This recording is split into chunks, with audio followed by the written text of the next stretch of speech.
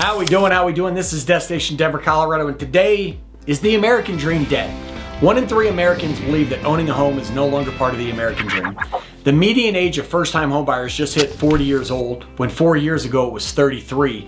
So today, we're going to answer that question. Is the American dream dead? Is it dying? Or is it just becoming a heck of a lot harder to obtain? And we're starting right now.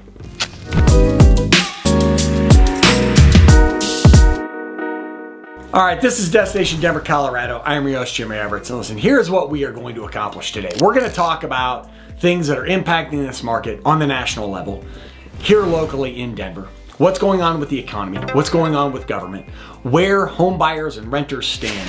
And again, we're going to answer this question. What is going on with the American dream? And as always, as a licensed mortgage broker covering the entire state of Colorado, I'm here to be your resource for any potential move to Colorado. So the number and email you see on the screen, just know that I am always the person answering those for you if and when you need me. Now that we have that out of the way, let's start on the national level. So on February 20th, the Supreme Court ruled in a 6-3 vote that the president's sweeping tariffs were unconstitutional. Now, his response so far to this was to sign 15% tariffs, or to assign 15% tariffs across the globe under a different law. And there's, again, some semantics there that those tariffs can only last 150 days before Congress will have to address them.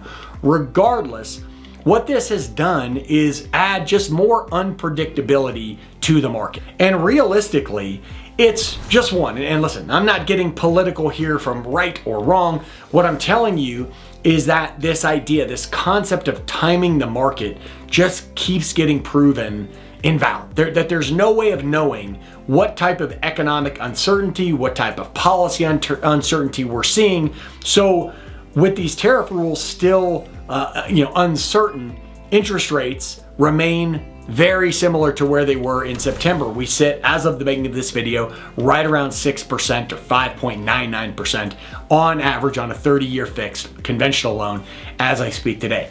That's compared to this time last year where the average 30-year fixed conventional rate sat at 6.85%. So we've certainly seen some improvement in that regard. Now, the key indicator, as we've talked about time and time again when it comes to mortgage rates, is inflation. And right now, inflation is still sitting around that 3% mark, depending on what numbers you see and what numbers you want to believe. But inflation has been sticky. Down, obviously, from its highs in 22, but not where we need to see it for mortgage rates to come down. So the thing I need to emphasize to people, strictly when it comes to interest rates, and listen, you probably are aware of this already, because if you're watching this video, you've watched others. This idea, sometimes I hear of people talking about interest rates coming back to the 3 or 4%. 3% rates was a one time in 50 years pandemic-induced anomaly. It's not something that we can count on. We always talk about these historic average, and the historic average interest rate has always sat around 7%. Again, the average over a long period of time sat around 7%. So there is some talk that 6% interest rates are the new normal, and how much lower we can see that. Now, American dream, as we talk about, it requires confidence. And when people feel uncertainty in the economy, they don't take on 30-year commitments. And that is one of these hesitants. So even if the math says they should, that doesn't necessarily mean they will. So as we take this tariff change and interest rate sitting at 6% for the last 4 months, let's take a look at the local Denver market. And the median home price in the Denver metro sits around $585,000 to $625,000, depending on what you're measuring. Basically flat from last year. When I say basically measuring, we're talking about are we accounting for attached homes, condos, and townhomes in our numbers? We're looking at strictly single families, and who's reporting it. Redfin compared to Zillow, compared to the National Association of Real Estate Professionals, DMAR, or it would be local, the DMAR reports. Now, a number that really stands out to me was that in January of 2026, we saw only 1,919 homes sold. That is one of the lowest months recorded in Denver since 2008. Now, new listings jumped 152%, and some people pointed to that and said, well, that's a collapse. You have all these homes coming to market, none of them selling. That is not a realistic idea for those homes, because most of that inventory, or a large portion of that industry, was homes that were placed for sale last year that did not sell, that the sellers took off the market, got through the holidays, and brought them back. Now, as I say, this 1919 number of homes that sold in January, we have seen over the last couple weeks here in February, again, this video will come out the first day or the first week of March, but these last couple weeks of February, the market has moved up. We are seeing more and more buyer activity. We're seeing more homes go under contract. And yes, we are seeing some homes where multiple offers are happening. So definitely a market that is having, we love to say shift in my industry, but yes, another shift. Now again, and this is going off of lagging data that is coming from the recent, but from the past, 63% of homes that have gone under contract or sold had price reductions.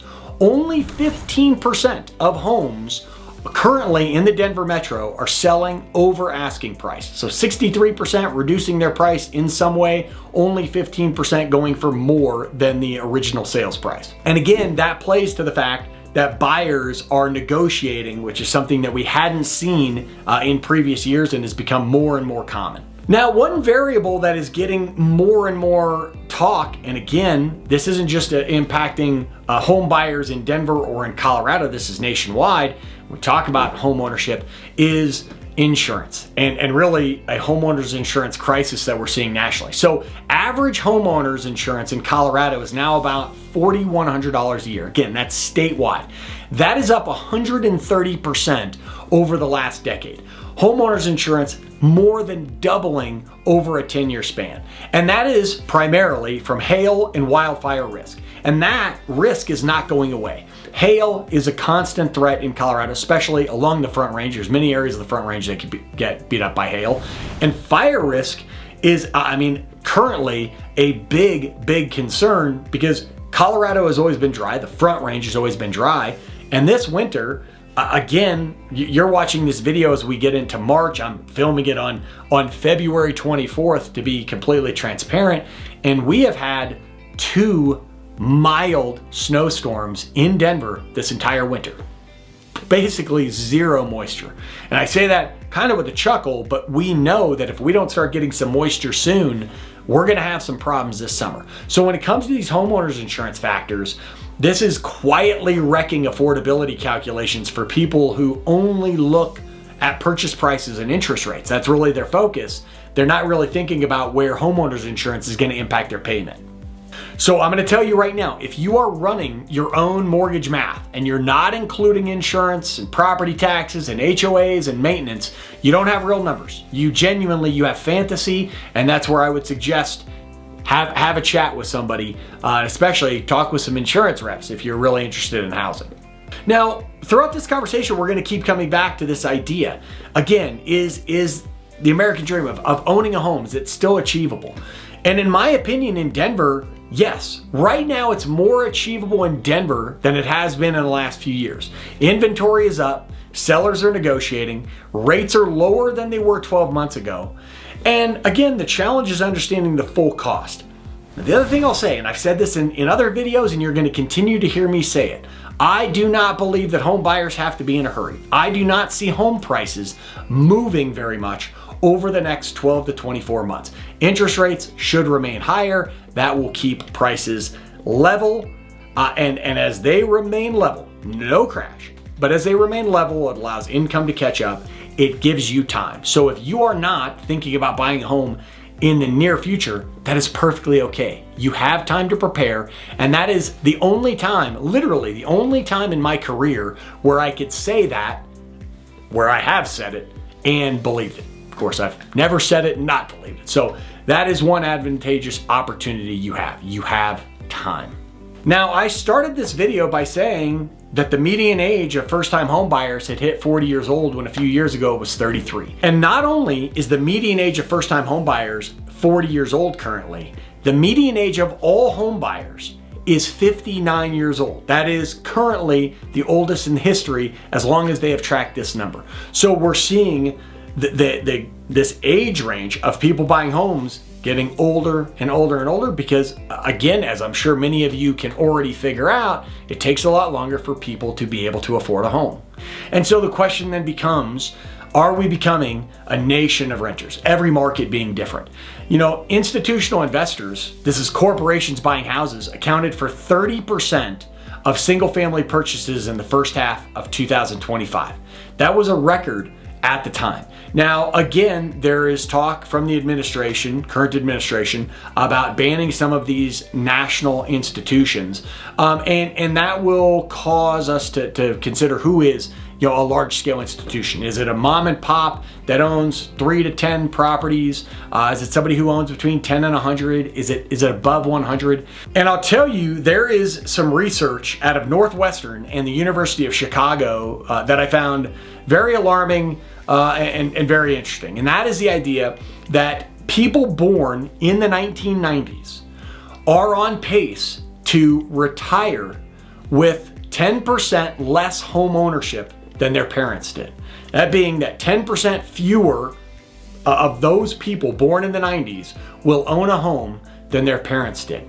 And, you know, just coming from, honestly, a parent, my daughter's very young right now, but I've always felt like the goal of parents, and don't get me wrong, I'm not blaming boomers, I'm not blaming parents, but the idea being that your kids have more than you, and this study is suggesting the opposite, that 1 out of 10 of these people born in the 90s will have at least less home ownership than their parents did. Now, I'm a firm believer that math is real, so as of, you know, the making of this video, if we're talking about Denver rent versus buy and the math there, the median Denver rent sits at $1,567. The average apartment rent sat at $1,889. Of course, that's accounting for usually Denver proper in those averages. Median city home prices sat around $524,000. That is including condos and townhomes. So that is bringing down that total number. If you're talking single family, certainly higher. Putting 20% down at today's rates, and you're looking at roughly a $3,000 a month payment before taxes, insurance, and HOA. Again, and when we talk about these insurance and tax amounts going up, certainly something you need to look at. So, I mean, the monthly gap between these two numbers, talk about rent for an apartment being around $1,900, a mortgage payment before insurance and taxes on a $520,000 home being around $3,000. So you're looking at probably a $36,000 to $4,000 a month payment compared to $2,000. The gap is wide. You know, we talk all the time about the fact that rent doesn't build equity, and that is true. That's why I'm saying it could probably be a couple of years before we actually see equity growth in the Denver metro. And at the same time, knowing that you know, you're going to have some give and take, but that gap continues to be significant until the mortgage payments get closer to those rent payments. It's going to be harder to make that call. And I'll tell you, you know, I constantly get frustrated with my industry because we keep saying that rent is always, it's always this debate as though rent is you just throwing money away and it's just being lazy. But, you know, and that renting isn't building an asset, it doesn't protect you from rent increases. And the real question isn't which is cheaper this month. It's what gives you more control over an extended period of time. And if renting for a period of time gives you more control and gives you more options, there's no debating that. And there is a period of time for every single person where they have put themselves in a position where it is advantageous to buy a house. Anybody who tells you differently is trying to sell you something. Now, there are some talking points that tend to go around my industry, and I want to bring those up now, because even as I did research for this video, I kept seeing this. And that was the idea that a 1% drop in mortgage rates adds roughly 5.5 million qualifying households to the buyer pool. And the idea that the desire for home ownership hasn't died, it's just that the conditions haven't been right. Now, there is certainly some truth to this. As interest rates come down, more buyers come out to the market. My industry has overinflated or over predicted what 5.99% interest rates would do to the housing market when rates were 7%. I also believe, one, that we're not going to see 5% rates anytime soon, but also that the result of that, 5% interest rates, even if and when they occur, would not have the impact on the market that many of my colleagues think it would.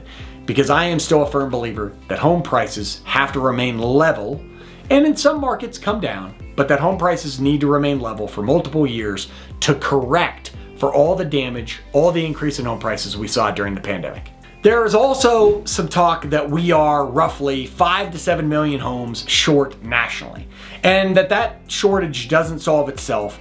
And that's where the talk of a lot of people becoming renters over a period of time. When we talk about housing shortages, again, tough to say on a national scale that that's accurate. There's arguments that there is plenty of housing. You have apartments, right now in Denver, average rents are steadily coming down. They were high as can be during the pandemic. Obviously, Denver had a lot of people moving here. Those rents have leveled off. I own rental properties. I have not raised rents. I've actually had some of my rents for my properties decrease. That does not point to a housing shortage at scale. The idea that people are all going to be homeowners is really where that shortage conversation comes in. So what is the verdict of all of this as we move forward, not just in Denver and the Front Range, but nationally? The American dream of homeownership, it's not dead. Is it delayed for a lot of people? Absolutely. Is it still something that will benefit people over an extended period of time? Yes.